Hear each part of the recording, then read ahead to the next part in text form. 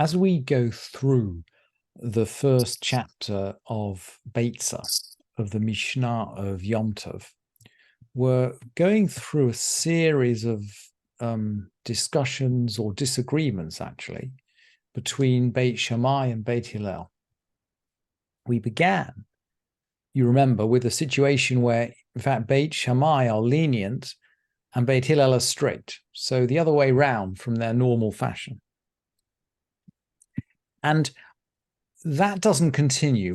The rest of the examples that we're seeing are much more classic examples where Beit Hillel are lenient and Beit Shammai are strict. But we're going to carry on going through this. And remember we said at the beginning of the Masechet that there aren't very many biblical verses or principles that pull this Masechet together.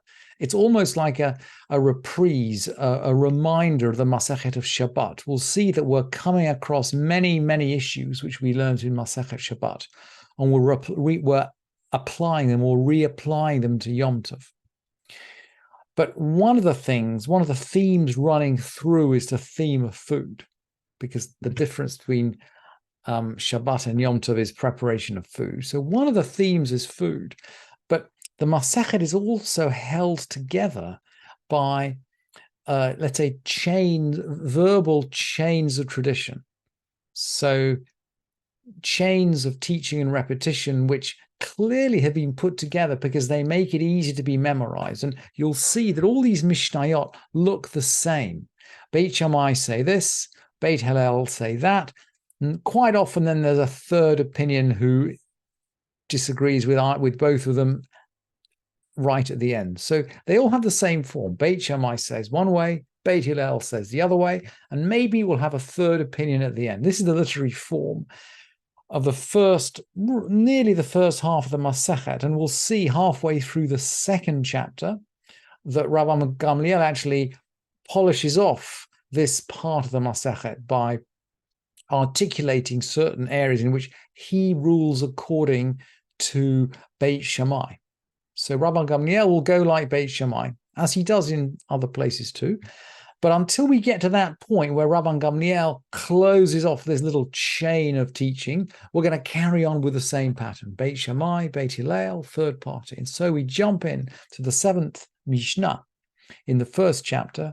Beit Shammai omrim tavlin nidokin b'madoch shel eitz. Beit Shammai say, you crush spices with a wooden pestle. V'hamelech b'pach, and salt in a pot. A pach is some kind of a pot. Uve'etz haparur, or with a wooden soup ladle. What is going on here? Well, we're back to the question that we articulated in the previous Mishnah. Okay, we can prepare food on Yom Tov, but can we prepare everything? And remember, Maimonides said, the Rambam said, that we can't prepare something which by rights could have been or should have been done the day before. So the question Beit Shammai is getting at is, look, do we need to grind fresh spices on Yom Tov? Or could we eat spices which have been ground the day before, perhaps might not be so fresh, but might taste okay? So Beit Shammai's opening proposition is, okay, he's not sure whether, or they're not sure whether we can really grind spicy on Yom Tov. So they're going to make a change of practice, a shinui, it's called in the halachic terminology. So nidochin b'madoch shel eitz, we're going to grind them up with a wooden pestle. Well, usually we'd use a stone pestle, right, for grinding spices. We all know about a stone pestle. Why would you use a wooden pestle? Well, maybe you're not really sure whether you're really grinding or not. Maybe you're just crushing them in front of a bit of wood. So maybe if we're not sure whether we can grind spices on Yom Tov, we'll use a wooden pestle rather than a stone one. And what about salt? Well, salt, Beit Shammai says, look, for salt, we're not even grinding them in a mortar. We're going to grind them in a cup. And we need to step back and think now, what's going on here? Of course, spices, we could have an argument as to whether they're better off whether the food is tastier if they're ground on the day, or maybe it's satisfactory if we can grind them the day before. But salt does not deteriorate. Salt's not an organic compound. We can grind salt as many days as we like before Yom Tov. And that's why Beit Shammai are going to say, okay, guys, if you really haven't remembered to grind your salt before Yom Tov, please don't grind it in a proper mortar and pestle. Just grind it in a cup.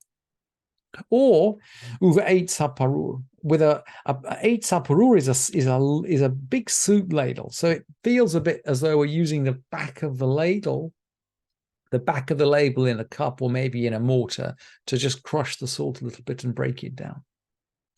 And Beit Hillel are going to be lenient. Well, Beit Hillel as ever will like to make life easy for the Jewish people. And they're just very clear. Look, if you want to have good food on Yom Tov, you have to crush fresh spices. I mean, a really interesting takeaway, I think, for those of us today who are particular about crushing their own spices fresh rather than buying them from the supermarket. So Beit Hillel saying, no, spices have to be fresh for Yom Tov. So we crush them in the usual way. Beit Hillel omrim, tavlin nidokin kudarkan, just in the usual kind of way. But madoch shel even, with a stone pestle. You can crush spices in a stone pestle on Yom Tov. What about salt? Vehamelach b'madoch shel eight. So they are the salt with a wooden pestle. So Beit Shammai are going to get out the wooden pestle. They are going to get out by Beit Shammai's wooden pestle, but they're going to get it out for salt. Because Beit Hillel agree that you could grind your salt before Yom Tov. There's no taste difference. So if you get to a point, you've forgotten, you haven't had time, you need to grind your salt, please do it in something slightly different. What about sorting out the good from the bad? And the principle generally is, look, we can take the good from the bad, but not the bad from the good. And the Mishnah goes on to say the same style, first Beit Shammai, then Beit Hillel. Haborer kitnit b'Yom Tov, someone who chooses pulses on Yom Tov. This is sorting out pulses. Why do we need to sort pulses? Well, I guess before they had supermarkets, and we know this, by the way, from medieval discussions about chametz mixed up in pulses, you get pulses from the market, and they will be mixed up in all kinds of kind of junk and gunk. It could be straw, it could be little stones, it could be anything that is not edible. And that is mixed up with your pulses. So if you are going to eat pulses, you need to do something about them. So, haborer kitnit, someone who's choosing out pulses, or sorting out pulses on Yom Tov, for Yom Tov. Beit Shammai omrim, borer, yep. What are pulses? Pulses are, I'm sorry, Jeff. What are pulses? Maybe the best way is for me to give an example rather than a definition. Pulses are things like beans, like broad beans or butter beans or chickpeas. Legumes? Legumes, that's right. Pulses are legumes. Like kitniot. Gotcha. Like kitniot, yeah, kitnit. So you can see the word kitnit in this Mishnah is the same as the word kitniot in modern halachic terminology. We're talking about legumes, exactly, legumes or beans. We call them pulses in England we call them pulses. So we're going to buy our broad beans in a sack from the market, but they'll have all kinds of junk mixed up in them. So Beit Shammai say, borer ochel ve'ochel. It's quite poetic. Borer ochel ve'ochel. He takes what is edible and he eats. So he's not. It's as though we're saying, look, you can choose what you like to eat immediately, but you can't do any kind of systematic choosing. So if you were trying to build up enough to cook for a bean stew, I'm not sure how you do that. Well, maybe you'd rely on Beit Hillel. Beit Hillel omrim borer katar kol b'chei kol. Beit Hillel say, look, you can sort as usual. You can do it in your lap. So that means you're going to have a pile of pulses and a pile of and a pot to put the good pulses in. You're going to do it in your lap. B'kano, Uvatamchui, you can do it in a basket. A canon is a basket, but tamchui, that's a big tamchui is a massive pot. Avalov tavlov elov and afar velov lo vikvara, but not with a board or a sifter or a sieve. So Beit Hillel is making some kind of distinction between the instruments he's using on Yom Tov and the really, the sieve. If you're using a sifter or a sieve, that's a real kind of professional type choosing instrument. We're not going to use that on Yom Tov. Although Rabban Gamliel will disagree. Rabban Gamliel Omer af mediach v'sholeh. Rabban Gamliel says, look, you can pour water onto the whole mess of beans and then just skim off the top. Mediach v'sholeh. He skims off the top. In other words, we pour water into our dish of legumes or pulses. All the rubbish is going to rise to the top, we hope. So these will be little bits of straw. I guess they'll not be stones. And then he just sweeps it off with his hands. So it's like sweeping off is like taking your shoes off. This word sholeh is the same one that we have in the story about Moshe and the burning bush. God says, shal na'alecha me'al raglecha. Shal your sandals, take your sandals off your feet. That's the word that Rabban Gamliel's using for skimming off this mess from the top, the top of the water where we've rinsed out our pulses, our legumes. And the halakha actually does not go according to Rabban Gamliel. Rabban Gamliel is quite often very easy on.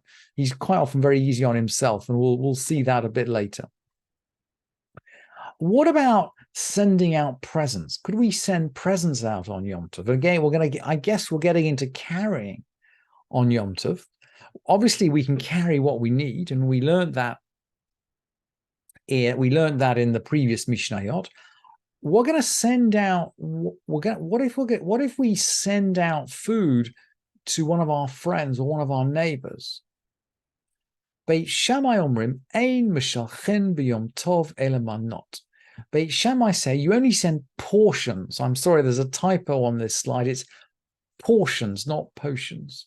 We only send out portions of food on Yom Tov. In other words, we send out something that can be immediately eaten. So we send out something that we know can be eaten. Uveit Hillel omrim meshalchen behema chayav off. Beit Hillel say you can send a live cow or an animal or a bird, but bein chayinu vein shuchitin, either alive or slaughtered. You can actually send a whole animal out to your friends.